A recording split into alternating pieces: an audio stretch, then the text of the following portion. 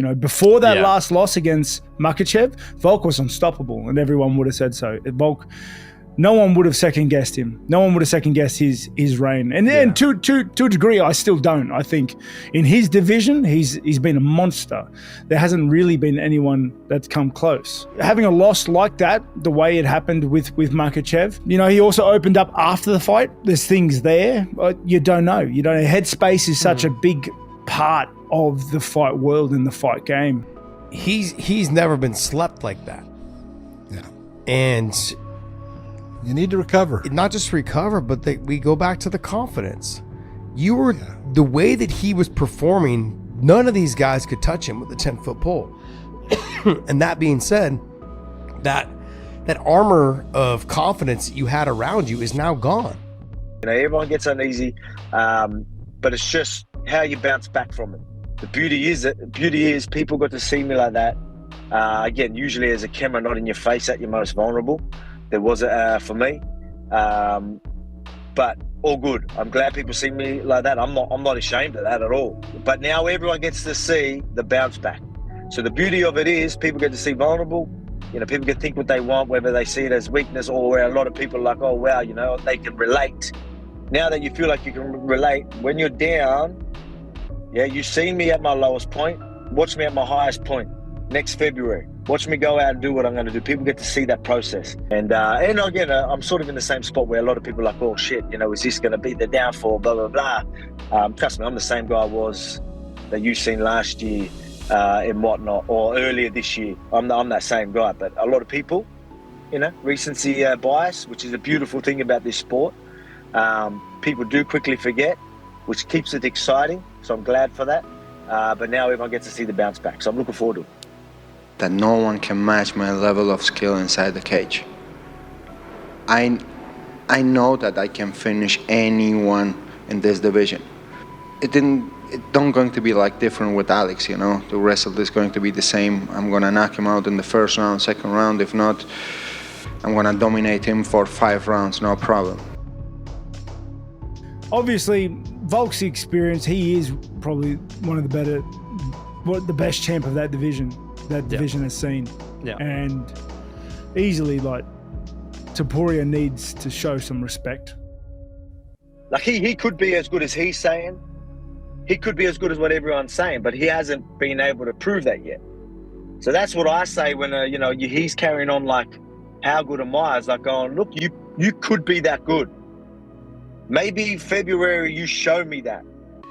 But till then, till you're first someone at this level, no offense to him, but he hasn't, you know, and until you show the world and myself something different to what you've done, like, don't get me wrong, again, I still think he's a great fighter. But I mean, it's just the same Ilia turning up to all his fights. You know, I haven't seen that elite stuff yet. You know what I mean? He might be able to show that February. But who is it that more likely is actually going to win? Guys, it's hard to doubt a guy that has defended his title, that has gone up in weight division, has had close fights against the number 2 pound for pound. You know, the biggest thing, you know who I'm going for? I am going for Ilia Topuria. But it's hard to go against a guy who was very well-rounded, who has fought that level of competition that Alexander Volkanovski has. There's one thing that I would say that would make me really comfortable to bet that house on a guy like Ilia Topuria, because I am going for him. If he can protect his leg kicks, and if he can bring back some of that Georgian wrestling into this fight, I could see Ilia Topuria not only just beating him, but actually dominating in this fight. Ilia Topuria told Volkanovski, get ready to tap out. Now, tapping out Volkanovski seems like a very hard thing to do, but I thought it was an interesting comment. And I thought of him as a striker, so I went and looked up his record. It's a beautiful record, by the way. But he started off as a Greco-Roman wrestler, at least until he was like 15 years old. And he did this from the country of Georgia. And he does have a whole slew of submissions. Like, his ground game is very impressive. And the fact that he thinks not only can he beat Volk, but that he can tap Volk, I do think is interesting. Like if he thinks he's going to be able to out wrestle me, with what I've seen, like, you know what I mean? Like he needs to show more than what he's done with the wrestling, a lot more. If that's going to be a threat submission wise, a lot more.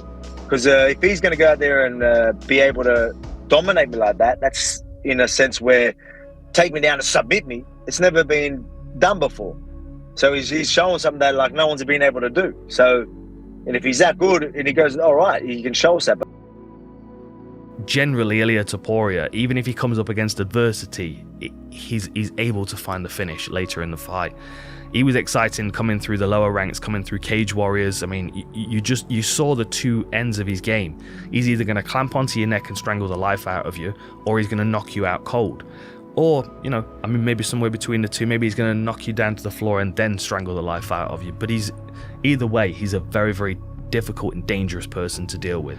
I'm very high on Ilia Topuria. I think he's got a very bright future ahead of him.